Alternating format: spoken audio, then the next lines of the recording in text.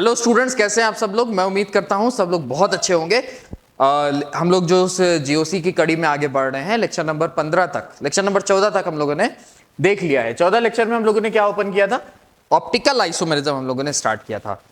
Optical isomerism हम लोगों ने स्टार्ट किया, प्लेन पोलराइज्ड लाइट तक पहुंचे, एनांशियोमर्स हम लोगों ने समझा। आज हम लोग थोड़ा सा आगे बढ़ते हैं।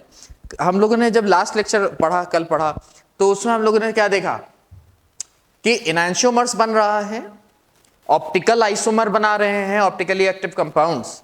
लेकिन उस ऑप्टिकली एक्टिव कंपाउंड में या जिससे एनांशियोमर बन रहा है उसमें असिमेट्रिक कार्बन कितना था? उसमें असिमेट्रिक कार्बन 1 था। जैसे मान लो हम लोगों ने कोई कंपाउंड लिया था, वो कंपाउंड ऐसा था जिसमें इधर सपोज Br लगा हुआ था, इधर हाइड्रोजन लगा हुआ था, इधर CH3 लगा हुआ था, इधर C2H5 लगा हुआ था। मान लेते हैं ऐसा। तो एक कोई ऐसा कंपाउंड है, ये एक कार्बन है, ये एक कार्बन है बीच में, इसके ऊपर जनरली स्टार मार्क या एस्ट्रिक बोल सकते हैं, एस्ट्रिक बोल सकते हैं, वो लगा देते हैं ताकि ये बता सके कि ये वाला कार्बन कैसा है। ये वाला कार्बन कायरल कार्बन है। ये वाला कार्बन कैसा है? कायरल कार्बन है, क्योंकि इसके साथ लगे हुए बाकी के जो 4 ग्रुप्स हैं वो कैसे हैं? इशारे कैसे हैं? डिफरेंट। क्या मेरी बात क्लियर हो रही है? ये सारे ग्रुप्स कैसे हैं? डिफरेंट हैं। तो ये वाला कार्बन क्या हुआ? कायरल कार्बन हो गया। आज हम लोग यही बात करेंगे कि ये तो चलो ऑप्टिकल आइसोमर दिखा रहा है, ठीक है, ये ऑप्टिकल आइसोमर दिखाता है, इसमें कोई शक वाली बात नहीं है। लेकिन अगर कोई कंपाउंड हो जिसमें 2 कार्बन्स, ये वाले जो 2 कार्बन है, सपोज इधर CH3 लगा है, इधर CH3 लगा है, इधर हाइड्रोजन लगा है, ब्रोमीन लगा है और क्लोरीन लगा है, तो ये वाले जो कार्बन्स हैं वो कायरल हैं कि नहीं है, पहले तो वो देखते हैं। तो इस कार्बन के साथ अगर हम देखें, मान लो इसको अगर C1 नाम दें और इसको C2 नाम दें, तो जो कार्बन 1 है, कार्बन 1 के साथ एक हाइड्रोजन लगा है, एक क्लोरीन लगा है, एक मिथाइल ग्रुप लगा है और एक पूरा ये वाला मॉलिक्यूल लगा है। इसका मतलब ये वाला जो कार्बन है, कार्बन 1, ये कैसा है? कायरल कार्बन है।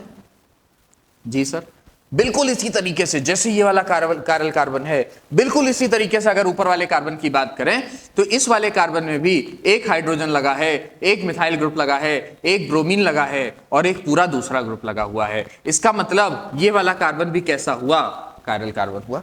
हाँ सर, ये तो बात आप सही कह रहे हैं कि ये भी कार्बन कायरल हुआ, ये भी कार्बन कायरल हुआ। इसका मतलब इस पूरे कंपाउंड में ये दोनों कार्बन्स कैसे हैं? कायरल हैं। हाँ सर, ये तो आप सही कह रहे हैं।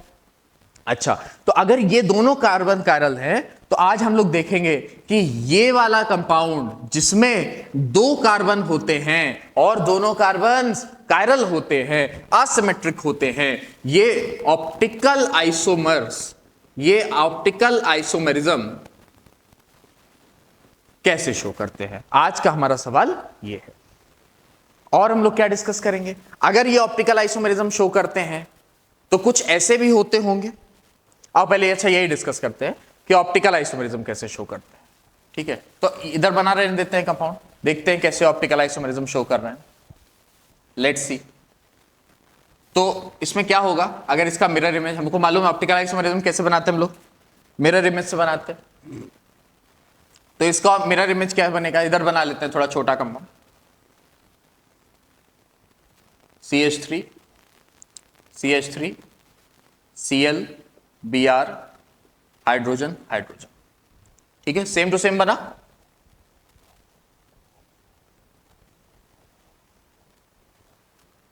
ध्यान देते हैं थोड़ा सा, ये वाला कार्बन कायरल है, ये वाला कार्बन कायरल है। इसकी अगर मिरर इमेज हम बनाने की कोशिश करें तो इसकी मिरर इमेज क्या बनेगी? इसकी मिरर इमेज बनेगी ऐसी, इधर ब्रोमीन, इधर क्लोरीन, इधर CH3 हाइड्रोजन और हाइड्रोजन। बिल्कुल इसकी मिरर इमेज ऐसी बनेगी, इसमें कोई शक वाली बात नहीं है। अच्छा सर, इसका एक दूसरा कंपाउंड भी हम लोग बना सकते हैं, कैसा? CH3 इधर ब्रोमीन लिख दो, इस तरफ क्लोरीन लिख दो, यहां हाइड्रोजन, ये भी इसका एक ऑप्टिकल आइसोमर है, इसका एक ये भी ऑप्टिकल आइसोमर है। और अब इसकी मिरर इमेज अगर क्रिएट किया जाए तो इधर Br, इधर क्लोरीन, इधर हाइड्रोजन, इधर हाइड्रोजन, इधर CH3 और इधर CH3। हाँ सर, ये तो आपने एकदम सही बात किया कि एक ये है, 1 2 3 और 4, ये चारों एक दूसरे के क्या हैं? ऑप्टिकल आइसोमर्स हैं कि नहीं है? ये चारों एक दूसरे के ऑप्टिकल आइसोमर्स हैं।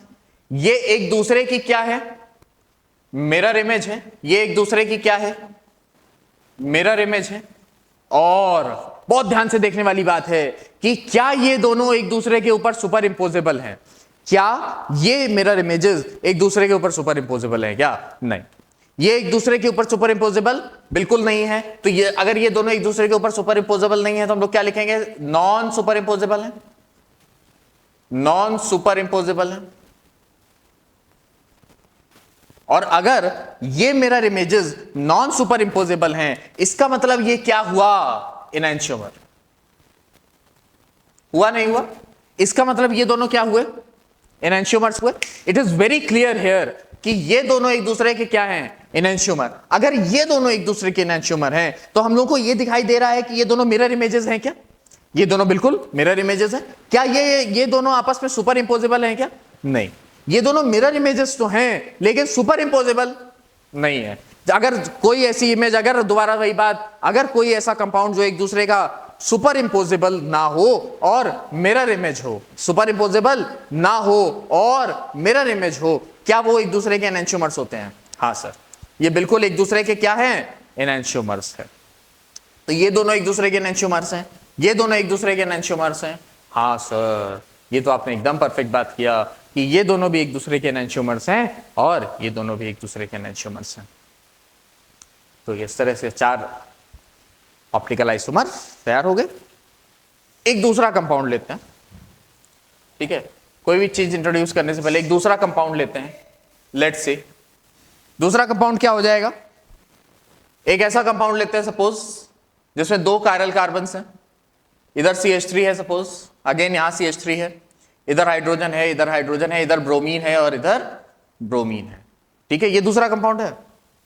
ध्यान से देखना, एक कंपाउंड ये था, अभी दूसरा कंपाउंड ये है जिसमें ये CH3 है, ये CH3 है, ये ब्रोमीन है, ब्रोमीन है, हाइड्रोजन है, हाइड्रोजन है। इसका मिरर इमेज अगर हम क्रिएट करें तो हमको क्या मिलेगा? इधर bromine, bromine, CH3, CH3, hydrogen, hydrogen. इसका तीसरा इमेज क्रिएट करने की कोशिश करें तो क्या मिलेगा? CH3, ब्रोमीन को इधर कर दो, हाइड्रोजन, हाइड्रोजन, ब्रोमीन, CH3। और अगर इसकी अब मिरर इमेज क्रिएट करें तो क्या होगी? CH3, hydrogen, bromine, bromine, hydrogen, CH3। क्या इसमें कोई शक है क्या? नहीं सर, एक इशू है। क्या? अगर हम लोगों के पास शर्त है कि ऑप्टिकल आइसोमर में हम प्लेन चेंज नहीं कर सकते।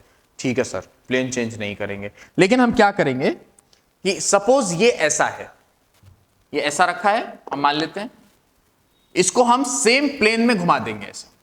इसको ध्यान से देखना, ये हमारा कंपाउंड है, इसको हम ऐसे घुमा दें, ऐसे घुमा दें। ऐसे घुमाने से क्या होगा? सपोज अगर हम इसको ऐसे पूरा घुमा दें, ऐसे घुमाने से इमेजिन करो क्या होगा। ऐसे घुमाने से हमको क्या बिल्कुल यही वाला कंपाउंड देखने को मिलेगा? अरे हाँ ना, क्या बिल्कुल हमको यही वाला कंपाउंड देखने को मिलेगा जब हम इसको ऐसे पूरा रोटेट कर देंगे? हाँ सर, बिल्कुल हमको यही वाला कंपाउंड देखने को मिलेगा। अगर हमको यही कंपाउंड इधर देखने को मिला, इसका मतलब ये दोनों एक दूसरे के मिरर इमेज नहीं है। इसका मतलब ये दोनों एक दूसरे के मिरर इमेज नहीं है। और अगर मिरर इमेज नहीं है, अगर मिरर इमेज नहीं है तो क्या ये सेम तरह के कंपाउंड्स हैं? हाँ सर, ये सेम तरह के कंपाउंड्स हैं, लेकिन अभी देखने में ये अलग लग रहे हैं। इसलिए ये दोनों एक दूसरे के क्या हैं? एनैंशियोमर हैं क्या? नहीं। एनैंशियोमर क्या होना चाहिए? Non superimposable, non superimposable mirror image.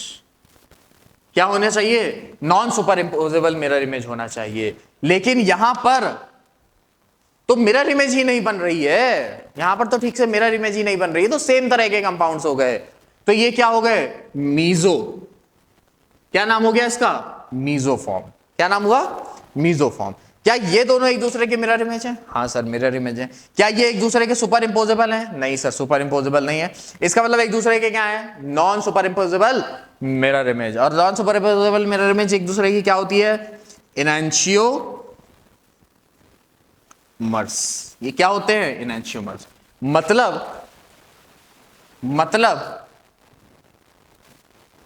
अगर तो कंपाउंड ऐसा है, मतलब इस कार्बन के साथ 3 ग्रुप्स लगे हैं और इस कार्बन के साथ जो 3 ग्रुप्स लगे हैं, इन तीनों ग्रुप्स में अंतर है। इन तीनों ग्रुप्स में क्या है? अंतर है। इसमें एक ग्रुप सेम था, दूसरा ग्रुप भी सेम था, लेकिन तीसरा ग्रुप सेम नहीं था। लेकिन यहां पर हम लोग क्या देख रहे हैं कि ये जो दोनों कायरल कार्बन्स हैं, इनके साथ जो ये वाले ग्रुप्स हैं, ये 3 ग्रुप और ये 3 ग्रुप में कोई अंतर नहीं है। ये 3 ग्रुप और ये 3 ग्रुप में कोई अंतर नहीं है। और अगर ये 3 ग्रुप और ये 3 ग्रुप में कोई अंतर नहीं है, तो इस तरह के कंपाउंड्स में जिसमें ये ग्रुप्स सेम हो, ये ग्रुप्स कैसे हो? सेम हो, तो वो कंपाउंड्स कैसे हो जाते हैं? अकायरल कंपाउंड्स हो जा सकते हैं, या नॉन सिमेट्रिकल कंपाउंड्स बोल सकते हैं। ठीक है। और इनके जो ऑप्टिकल आइसोमर बनेंगे, इस तरह के कंपाउंड जिसमें सारे अलग अलग ग्रुप्स लगे हैं, इनके जो ऑप्टिकल आइसोमर्स बनेंगे,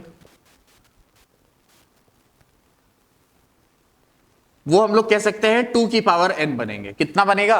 2 की पावर n। और ये n क्या है? n है नंबर ऑफ कायरल कार्बन्स। क्या है? Number of chiral carbons. 2 की पावर n बोल सकते हैं। लेकिन इस केस में 2 की पावर n कायरल का 2 की पावर n ऑप्टिकल आइसोमर से कुछ आइसोमर्स कम बनेंगे। 2 की पावर n आइसोमर से कुछ आइसोमर्स कम बनेंगे। और जो कम बनेंगे वो कितने कम बनेंगे कि अगर ऐसा केस है तो इसके 3 आइसोमर्स बनेंगे। कैसे बनेंगे? 3 फॉर्म्स बनेंगी। आइसोमर्स नहीं बोलेंगे, 3 फॉर्म्स बनेंगी, जिसमें से 2 क्या होंगे? इनैंशियोमर्स होंगे, और एक क्या होगा? 2 इनैंशियोमर्स होंगे और एक क्या होगा? मीजोफॉर्म होगा। क्या इसमें कोई दिक्कत है क्या? एक मीजोफॉर्म है, ये दोनों को हम लोग एक कंसीडर कर सकते हैं क्योंकि दोनों अलग अलग नहीं है, इसलिए इन दोनों को एक कंसीडर किया जा सकता है। और एक ये और एक ये, तो 1 2 और इन दोनों को मिलाकर के 1 इसका मतलब 3। तो ये दोनों एक दूसरे के क्या हुए? मीजोफॉर्म्स हुए। और ये एक दूसरे के क्या हुए? एनांशियोमर्स हुए। फटाफट से इतना सा नोट करेंगे हम लोग कि क्या हुआ ये। तो अगर ये ग्रुप्स अलग अलग है तो हमको 4 एनांशियोमर्स यानी 2 की पावर n देखने को मिलेगा। अगर 3 कायरल कार्बन्स होंगे तो हमको ज्यादा मिलेगा। हम लोग कभी एक लेक्चर इस पे भी और डिस्कस करेंगे कि अगर 2 से ज्यादा सिमेट्रिक कार्बन्स हो जाए, वो अगले लेक्चर में हम लोग बात करेंगे। अभी इस लेक्चर में पहले इतना ही बात करते हैं कि ये हो गया। और ये वाला जो कंपाउंड बना, ये वाला जो मीजो वाला कंपाउंड बना, ये तो ऑप्टिकली एक्टिव है। This is optically active compound, this is optically active compound. लेकिन ये वाला जो फॉर्म बना, ये जो मीजो फॉर्म बना, ये मीजो फॉर्म एक्चुअली क्या हो गया? Optically inactive compound. क्या हो गया? Optically inactive compound. बहुत ध्यान से देखने वाली बात है कि ये वाला कंपाउंड हमारा ऑप्टिकली इनएक्टिव हो गया, जिसको हमने क्या बोला? मीजो फॉर्म बोला। और ये हमारे ऑप्टिकली एक्टिव कंपाउंड से गए इनैंशियोमर्स हो गए। ठीक है, इसको नोट करेंगे फटाफट। और इसके बाद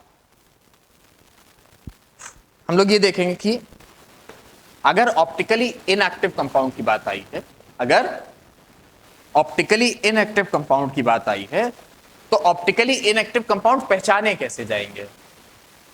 है ना, ऑप्टिकली इनएक्टिव कंपाउंड कैसे पहचाने जाएंगे? ये बड़ी बात है, पहचानना पड़ेगा हम लोगों को भाई कि ऑप्टिकली इनएक्टिव कंपाउंड्स क्या होते हैं, कैसे पहचाने जाते हैं। ऑप्टिकली इनएक्टिव कंपाउंड क्या होते हैं अगर इसकी बात करें हम लोग, तो ऑप्टिकली इनएक्टिव कंपाउंड्स वो कंपाउंड्स हैं जो प्लेन पोलराइज्ड लाइट को रोटेट नहीं कर पाते हैं। जो प्लेन पोलराइज्ड लाइट को रोटेट नहीं कर पाएंगे वो कैसे होंगे? ऑप्टिकली इनएक्टिव कंपाउंड, है ना, क्योंकि प्लेन पोलराइज्ड लाइट को घुमाने के लिए, रोटेट करने के लिए हमको ऑप्टिकली एक्टिव कंपाउंड की आवश्यकता होती है। तो optically inactive compounds, optically inactive compound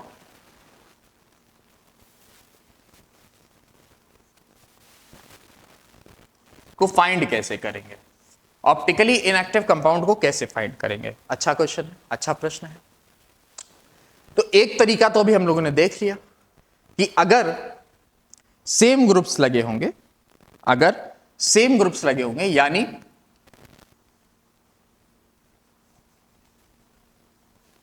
super इंपोजेबल, हम लोग बोल सकते हैं सुपर इंपोजेबल मिरर इमेजेस अगर बना रहे होंगे, है ना, तो हम लोग बोल सकते हैं कि super इंपोजेबल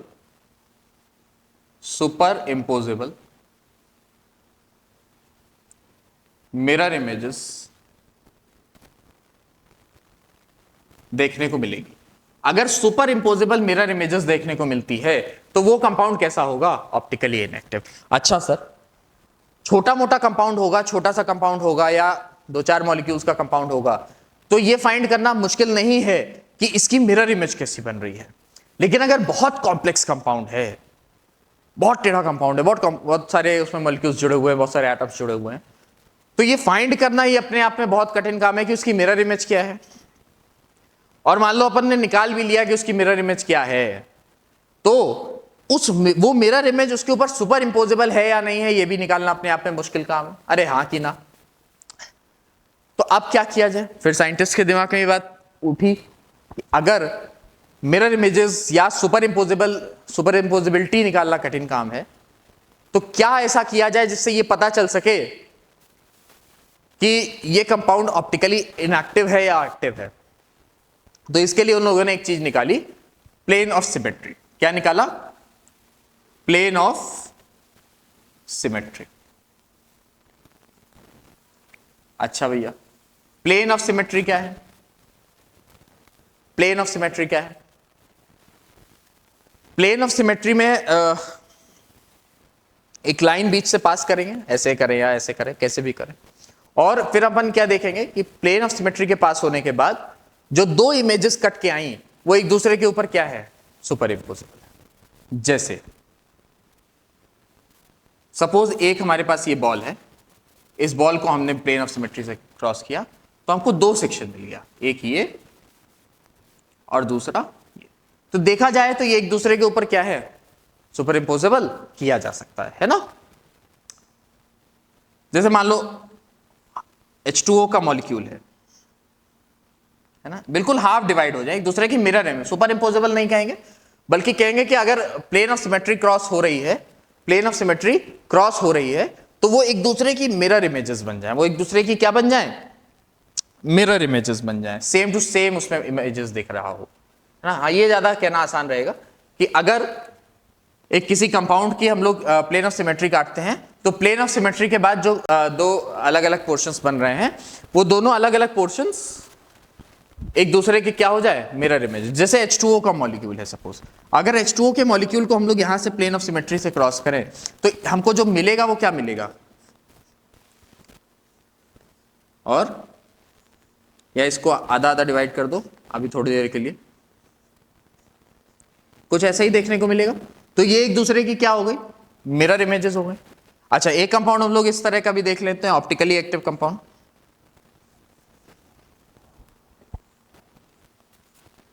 CH3 Cl hydrogen hydrogen Cl। अगर इसके बीच से हम यहां से प्लेन ऑफ सिमेट्री पास करें, इसके बीच से यहां से प्लेन ऑफ सिमेट्री पास करें, तो एक्चुअली देखा जाए तो ये लाइन हटा दो बीच से, यहां से कट गया ये, और ये प्लेन ऑफ सिमेट्री हो गया। तो जो ग्रुप्स इधर दिखाई दे रहे हैं वही ग्रुप्स इधर दिखाई दे रहे हैं। इसका मतलब ये एक दूसरे के क्या हो गए, मिरर इमेजेस हो गए। अगर प्लेन ऑफ सिमेट्री पास हो रही है और प्लेन ऑफ सिमेट्री पास होने के बाद वो दोनों एक दूसरे के मिरर इमेजेस क्रिएट हो रहे हैं, तो उस तरीके के कंपाउंड्स कैसे होंगे, ऑप्टिकली इनएक्टिव कंपाउंड्स होंगे। क्या मेरी बात क्लियर हो रही है? अगर प्लेन ऑफ सिमेट्री पास हो रही है और प्लेन ऑफ सिमेट्री के बाद जो दो कंपाउंड्स मिल रहे हैं वो दोनों एक जैसे मिल रहे हैं, तो प्लेन ऑफ सिमेट्री की वजह से वो दोनों क्या हो गए, ऑप्टिकली इनएक्टिव हो गए। एक एग्जांपल लेकर के देखते हैं जिससे शायद थोड़ा और अच्छे से समझ में आ जाए। एल्जेब्रिक टर्म में उसको समझने की कोशिश करते हैं एक्स वाई जेड लगा करके, ताकि अच्छे से दिमाग में बैठ जाए, है ना। सपोज इधर x है, इधर भी x है, इधर y है, इधर भी y है, इधर z है, इधर भी z है, और एक है जिसमें इधर x है, इधर x है, इधर y है, इधर z है, इधर y है, इधर z है। ठीक है, देखा जाए तो दोनों में सेम तरीके के एटम्स लगे हुए हैं बट डिफरेंट डिफरेंट पोजीशंस पे लगे हैं। अगर हम यहां से एक प्लेन ऑफ सिमेट्री पास करते हैं और एक प्लेन ऑफ सिमेट्री यहां से पास करते हैं, तो अब यहां पर जहां पर ये x है, क्या इसका ही मिरर इमेज ये x है? क्या यहां पर जो z है उसका ही मिरर इमेज ये z है? क्या यहां पर जो y है उसका ही मिरर इमेज ये y है? तो इसमें एक दूसरे की ये क्या हो गए, मिरर इमेजेस, और मिरर इमेजेस होने की वजह से ये ऑप्टिकली इनएक्टिव हो गया। ऑप्टिकली क्या हो गया, इनएक्टिव हो गया। लेकिन यहां पर जो x है उसका मिरर इमेज x है, लेकिन जो यहां पर y है उसका मिरर इमेज ये y z नहीं है। जो यहां पर z है इसका मिरर इमेज ये y नहीं है। इसका मतलब ये कैसा हुआ, ऑप्टिकली एक्टिव कंपाउंड हुआ। यहां से मिरर प्लेन ऑफ सिमेट्री पास होने के बाद इसमें ये मिरर इमेजेस नहीं हुए तो ये ऑप्टिकली एक्टिव कंपाउंड है, और अगर यहां से पास होने के बाद ये मिरर इमेजेस हो गए तो ये ऑप्टिकली इनएक्टिव कंपाउंड्स है। इस तरीके के छोटे कंपाउंड्स जैसे हम लोगों ने अभी यहाँ पर हाइड्रोजन बनाया था, H2O बनाया था, है ना, CO2 हो गया, H2 हो गया, ये सब जनरली ऑप्टिकली इनएक्टिव कंपाउंड्स होते हैं क्योंकि इससे प्लेन ऑफ सिमेट्री पास होना आसान हो जाता है। तो अगर प्लेन ऑफ सिमेट्री पास हो रही है और प्लेन ऑफ सिमेट्री के पास होने के बाद यहां पर मिरर इमेजेस क्रिएट हो रही हैं एक दूसरे की, तो वहां पर वो ऑप्टिकली इनएक्टिव कंपाउंड हो जाएगा। अगर ऑप्टिकली इनएक्टिव कंपाउंड होता है, ऑप्टिकली इनएक्टिव कंपाउंड होता है, तो जो इसके आइसोमर बनेंगे वो क्या बनेंगे, इसमें दो इनैंशियोमर्स बनेंगे। ये दोनों इनैंशियोमर ऑप्टिकली एक्टिव रहेंगे, ये दोनों ऑप्टिकली एक्टिव रहेंगे, लेकिन इसके साथ एक मीजोफॉर्म भी बन रहा होगा, इसके साथ एक मीजोफॉर्म भी बन रहा होगा। ध्यान रहे हम उन कंपाउंड्स की बात कर रहे हैं, हम लोग उस कंपाउंड्स की बात कर रहे हैं जिसमें दो कायरल कार्बन है, जिसमें दो कायरल कार्बन है। तो दो इनैंशियोमर्स बनेंगे और एक मीजोमेरिक फॉर्म बनेगा, मीजोफॉर्म बनेगा। जबकि जो ऑप्टिकली एक्टिव कंपाउंड्स हैं इसमें चार इनैंशियोमर्स बनेंगे, दो एक तरह के डीएल फॉर्म्स होंगे और दो एक तरह के डीएल फॉर्म्स होंगे।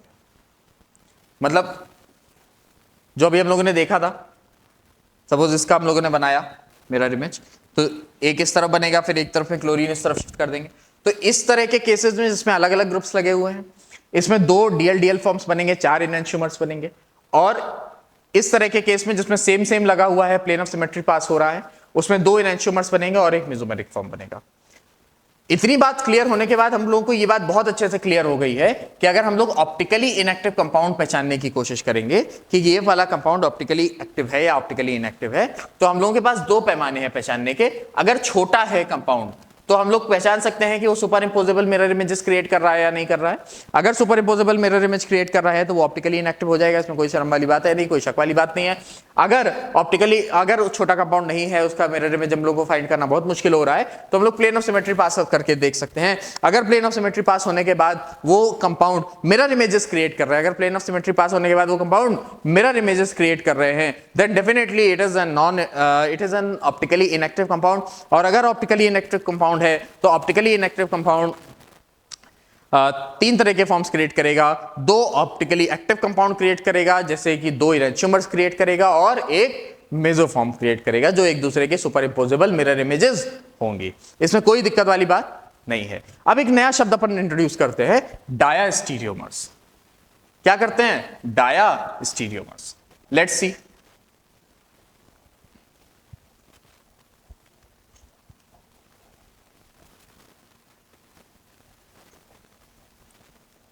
डायास्टीरियोमर्स क्या होते हैं भाई? तो अगर बहुत सिंपल से हम लोग बात करें डायास्टीरियोमर्स की, तो बात हो रही थी डायास्टीरियो आइसोमर्स की, बीच में कॉल आ गया था। डायास्टीरियो आइसोमर्स क्या होता है? डायास्टीरियो आइसोमर्स वो इनैंशियोमर्स होते हैं, मतलब पहली बात तो इनैंशियोमेरिक फॉर्म होने चाहिए, एक दूसरे के इनैंशियोमर्स होने चाहिए, लेकिन आपस में वो दोनों इनैंशियोमर्स नहीं है, वो आपस में एक दूसरे के इनैंशियोमर नहीं है, लेकिन वो हैं किसी ना किसी के इनैंशियोमर। एग्जाम्पल के साथ देखते हैं तो ज्यादा अच्छे से समझ में आएगा। सपोज एक हमारे पास है, ये CH3 है, C2H5, BrCl, हाइड्रोजन हाइड्रोजन। इसका मिरर इमेज लें अगर, तो इसका मिरर इमेज आएगा CH3 C2H5 BrCl। इसका इधर हाइड्रोजन हाइड्रोजन। इसका तीसरा फॉर्म देखें अगर तो क्या आएगा CH3 C2H5 Cl Br hydrogen hydrogen. और इसका मिरर इमेज अगर देखने की कोशिश करें तो इसका मिरर इमेज हमको क्या देखने को मिलेगा CH3 C2H5 हाइड्रोजन क्लोरीन और ब्रोमीन हाइड्रोजन। ठीक है, देखा जाए तो ये दोनों एक दूसरे के क्या हैं, इनैंशियोमर्स हैं, और आपस में क्या है, डीएल फॉर्म्स है। एक प्लेन पोलराइज लाइट को डेक्स्ट्रो रोटेट करेगा, एक लेवियो रोटेट करेगा। ये दोनों भी आपस में क्या है, एक दूसरे के इनैंशियोमर्स हैं। ये दोनों भी आपस में एक को डी एक को एल फॉर्म दे सकते हैं, कोई दिक्कत वाली बात नहीं। ये दोनों तो आपस में एनांशियोमर्स हैं, ये दोनों तो आपस में एनांशियोमर हैं, लेकिन जो ये और ये हैं, जो ये और ये हैं, ये आपस में क्या हैं, डायास्टीरियोमर्स हैं। ये क्या हैं, डायास्टीरियोमर्स। ये दोनों भी आपस में क्या हैं, डायास्टीरियोमर्स हैं। अच्छा सर, क्या ये दोनों भी आपस में डायास्टीरियोमर्स हैं? बिल्कुल, ये दोनों भी आपस में डायास्टीरियोमर्स हैं, और ये दोनों भी आपस में क्या हैं, डायास्टीरियोमर्स हैं। तो डायास्टीरियोमर्स की अगर हम लोग डेफिनेशन बोले तो हम लोग ये बोल सकते हैं कि ये इनैंशियोमर्स होने चाहिए, ये इनैंशियोमर्स होने चाहिए, या हम लोग बोल सकते हैं कि वो ऑप्टिकल आइसोमर्स होने चाहिए बट इनैंशियोमर्स नहीं होने चाहिए। अगर डायास्टीरियोमर्स की एक लाइन में डेफिनेशन बोलने की कोशिश करें, अगर डाया स्टीरियो आइसोमर्स की स्टीरियोमर्स की एक साथ बात करें तो ये ऑप्टिकल आइसोमर तो होने चाहिए, ऑप्टिकल आइसोमर तो होने चाहिए, बट इनैंशियोमर्स नहीं होने चाहिए। तो ये दोनों आपस में इनैंशियोमर हैं, ये दोनों आपस में ऑप्टिकल आइसोमर हैं, लेकिन ये दोनों आपस में डायास्टीरियोमर्स नहीं है। ये दोनों आपस में ऑप्टिकल आइसोमर्स हैं, लेकिन एक दूसरे के इनैंशियोमर्स नहीं है, और इनैंशियोमर्स नहीं है तो क्या है, डायास्टीरियोमर्स हैं। इसमें कोई शक वाली बात नहीं है, पक्की बात, अच्छे से समझ में आ रहा है, इसमें बिल्कुल कोई दिक्कत वाली बात नहीं है ना। इसी में हम लोग थोड़े और एग्जांपल्स देखते हैं। तो और एग्जांपल देखने का मतलब है जिसमें डायास्टीरियोमर और ऑप्टिकल आइसोमर्स के और एग्जांपल्स हैं, थोड़े फेमस एग्जांपल्स हैं, थोड़े अच्छे एग्जांपल्स हैं, मजेदार वाले, उनकी बात करते हैं।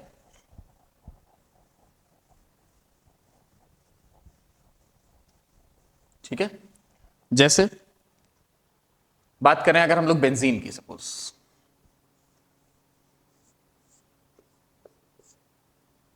ठीक है, बेंजीन की बात करते हैं, या बेंजीन हटाओ, साइक्लोहेक्सेन की बात करते हैं, सबसे बेस्ट रहेगा, साइक्लोहेक्सेन की बात करते हैं। और बात ऐसी करते हैं कि इधर जो दोनों वेज फॉर्म है, इस पे क्लोरीन लगा है, इस वाले वेज फॉर्म पे भी इस पे ब्रोमीन लगा हुआ है, इसके डैश्ड फॉर्म पे हाइड्रोजन है, इसके डैश्ड फॉर्म पे हाइड्रोजन है। तो सीधी सी बात है, अगर इसका हमको एनांशियोमर बनाना है तो हमको क्या देखने को मिलेगा, इसका एनांशियोमर, इसका एनांशियोमर हमको देखने को मिलेगा कि ऐसा, ठीक है, या इसको ऐसे ही बना लो, चलो, ये वेज हो गया, ये डैश हो गया, ये वेज हो गया, ये डैश हो गया, इधर हाइड्रोजन, इधर क्लोरीन, इधर ब्रोमीन और इधर हाइड्रोजन। इसमें कोई दिक्कत वाली बात नहीं है। इसका अगर तीसरा फॉर्म बनाने की कोशिश करें, तीसरा फॉर्म क्या हमको देखने को मिलेगा,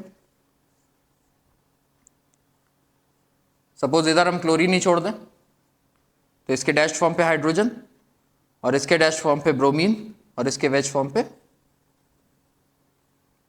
हाइड्रोजन। और इसका अगर हम वापस से क्या करें, मिरर इमेज क्रिएट करें, तो इसकी मिरर इमेज कैसी क्रिएट होगी,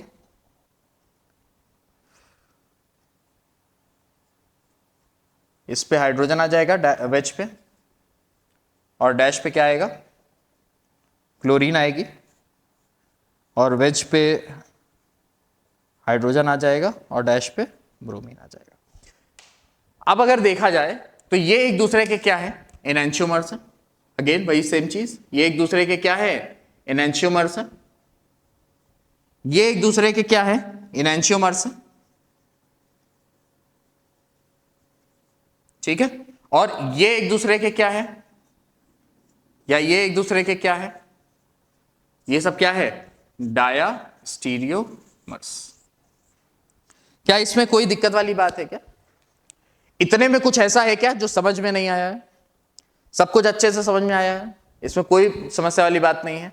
अगर इसी में हम लोग क्या कर देते, इसी में हम लोग क्या कर देते कि इन दोनों को Br Br लगा देते या क्लोरीन क्लोरीन लगा देते, सेम लगा देते, तो हमको यहां पर भी क्या देखने को मिलता, दोनों तरफ Br देखने को मिलता।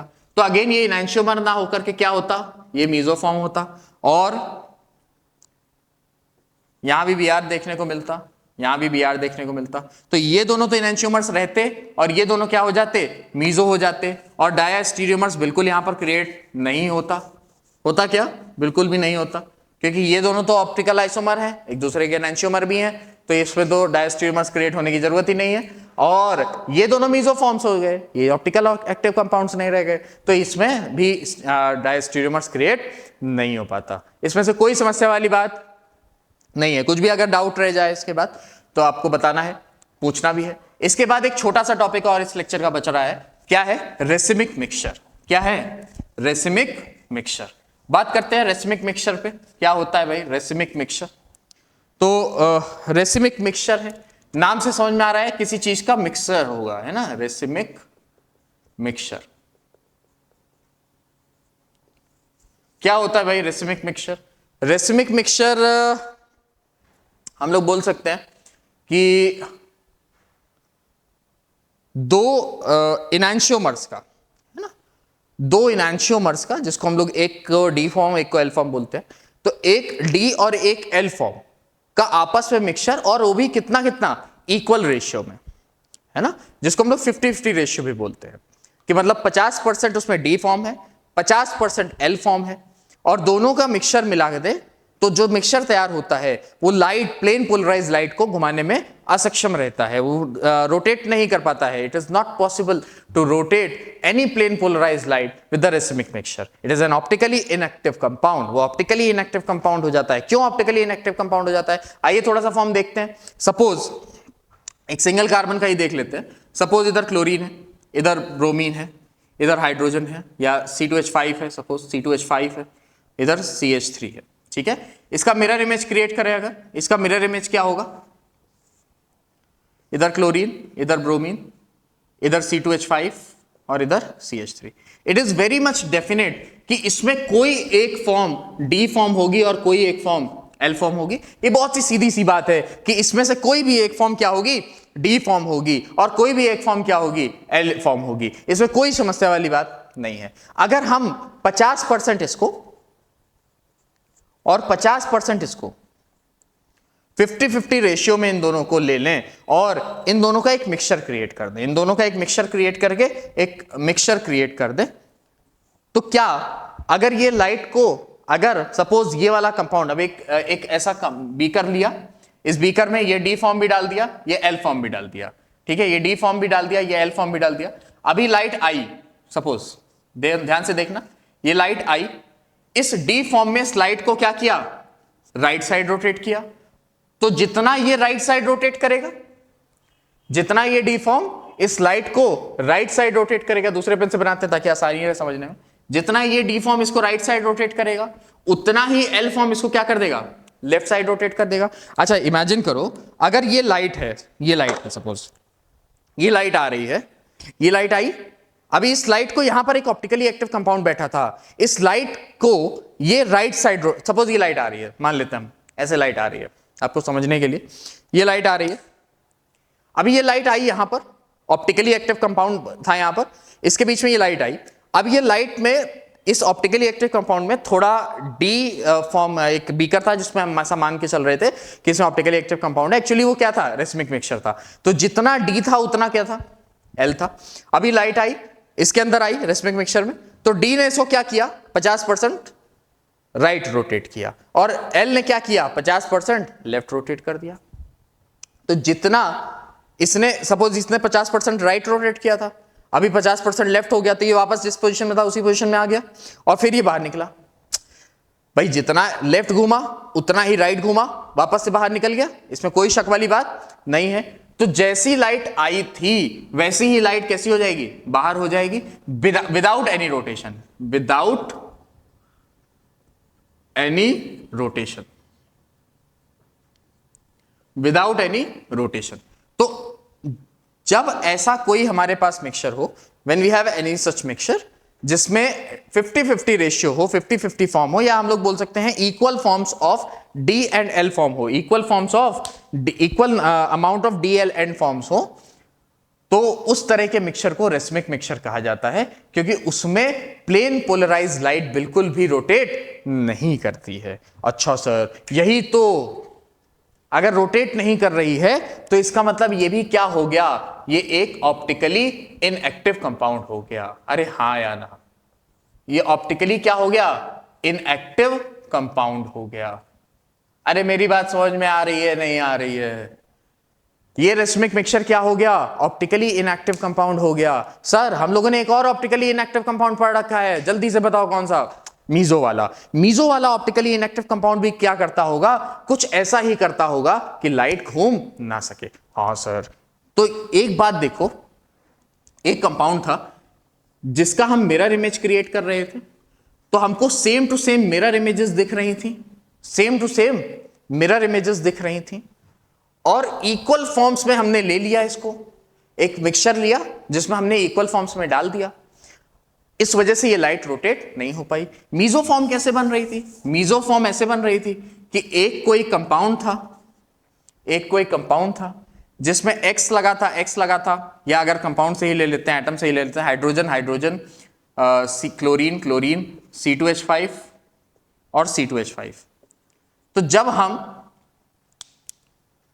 यहां से इसको प्लेन ऑफ सिमेट्री पास कर रहे थे, तो एक्चुअली देखा जाए तो इसके अलोंग मिरर इमेज क्रिएट हो रही थी, इसके अलोंग इसकी मिरर इमेज क्रिएट हो रही थी।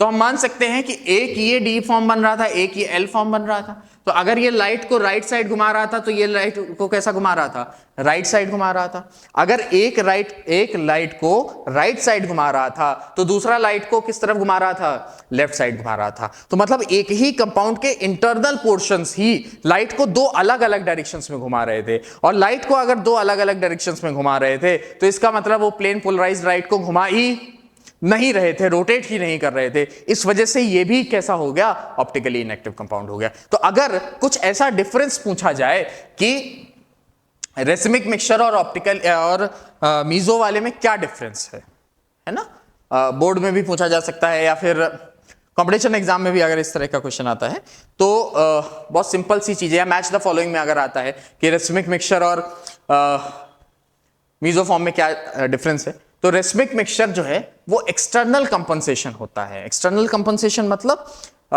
दो अलग अलग फॉर्म्स हैं, दो अलग अलग स्ट्रक्चर्स हैं। सपोज दो डस्टर्स हैं, ये दो डस्टर्स हैं, ये डी फॉर्म है, ये एल फॉर्म है, इन दोनों को हमने मिला दिया तो ये क्या बन गया, रेसिमिक मिक्सचर बन गया।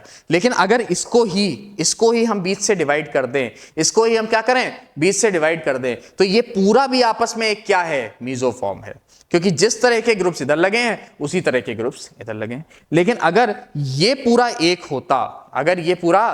होता और इसको हम बीच से डिवाइड कर रहे होते तो हमको एक दूसरे की मिरर इमेज नहीं दिखाई दे रही होती, क्योंकि ये दूसरे टाइप का, ये दूसरे टाइप का है। अरे हाँ या ना, ये दोनों अलग अलग टाइप के हैं, तो ये एक दूसरे के मिरर इमेजेस नहीं हैं। लेकिन अगर सिर्फ इसकी बात किया जाए और इसको बीच से डिवाइड किया जाए तो ये एक दूसरे की मिरर इमेज क्रिएट कर रही है। इसका मतलब ये क्या कर रहा है, ये इंटरनल कंपनसेशन कर रहा है, इंटरनली ये चेंज कर दे रहा है। ये क्या है, मीजो है। तो मीजो वाला इंटरनली चेंज कर रहा था और रेसिमिक वाला एक्सटर्नली चेंज कर रहा था। ठीक है, मतलब दोनों ही पार्ट्स में इतना बात हम लोग समझ सकते हैं कि दोनों ही तरह के कंपाउंड्स ऑप्टिकली इनएक्टिव थे, दोनों ही तरह के कंपाउंड्स के पास की बात नहीं थी कि वो प्लेन पोलराइज्ड लाइट को लेफ्ट या राइट साइड घुमा सके। तो आज के लेक्चर में हम लोग इतना ही रखते हैं। अच्छे से हम लोगों को सब कुछ समझ में आया है, बहुत सारे पॉइंट्स में हम लोगों ने डिस्कशन किया है। अगर आपको एक बार दोबारा से रिवाइज करने की बात कहें तो हम लोगों ने आज क्या क्या डिस्कस किया। हम लोगों ने एनहांसमेंट्स देखे, ऐसे एनहांसमेंट्स देखे जिसमें एक से ज्यादा ऑप्टिकली एक्टिव कंपाउंड्स थे या कायरल कार्बन थे, ठीक है। एक से ज्यादा कायरल कार्बन्स वाले ऑप्टिकली एक्टिव कंपाउंड को हम लोगों ने एनहांसमेंट्स बनाते देखा। एनहांसमेंट्स के बाद हम लोगों ने डायस्टीरियोमर्स देखा, मीजोफॉर्म देखी और रेसिमिक मिक्सचर देखा। इस लेक्चर के लिए इतना काफी है। इतना पढ़िए, रिवाइज करिए, पीछे का सेक्शन भी रिवाइज करते जाइए। बहुत बहुत धन्यवाद, साधुवाद, थैंक यू।